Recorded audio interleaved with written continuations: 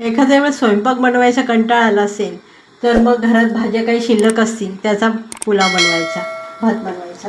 बघा त्यासाठी बघा मी गॅसवर कुकर ठेवले, त्यात साजूक तूप घालते आणि हे खडे मसाले घेतलेत बघा मी. 2-3 तेजपान, दालचिनी, आपले शहाजिरे, लवंग आणि हे छोटी विलायची आणि हे चक्रीफूल आणि हे एक टाकते आणि मिक्स करून घेते.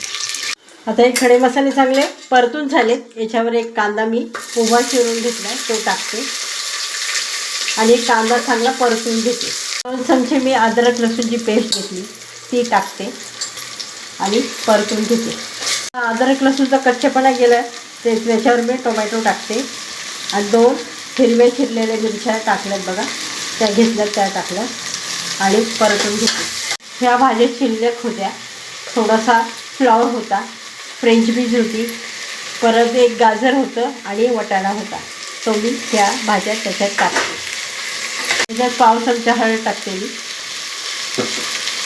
चमचा लाल तिखट घालते. आता हे चांगलं परतून झालं आहे. याच्यात मूठभर कोथिंबीर घेतली बारीक चिरून, ती पण टाकते. बासमती तांदूळ घेतला होता, तो अर्धा तास भिजत ठेवला होता आणि आता हा तांदूळ याच्यावर टाकते आणि परतून घेते. बघा तांदूळ चांगला परतून घेतला आहे मी. वाटीने मी आता 2 वाट्या पाणी टाकले. आता चवीपुरतं मीठ घालते आणि मिक्स करून घेते.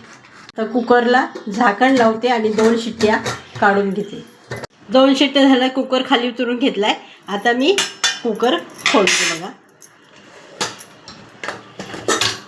हे बघा, छानपैकी आपला पुलाव तयार झाला आहे.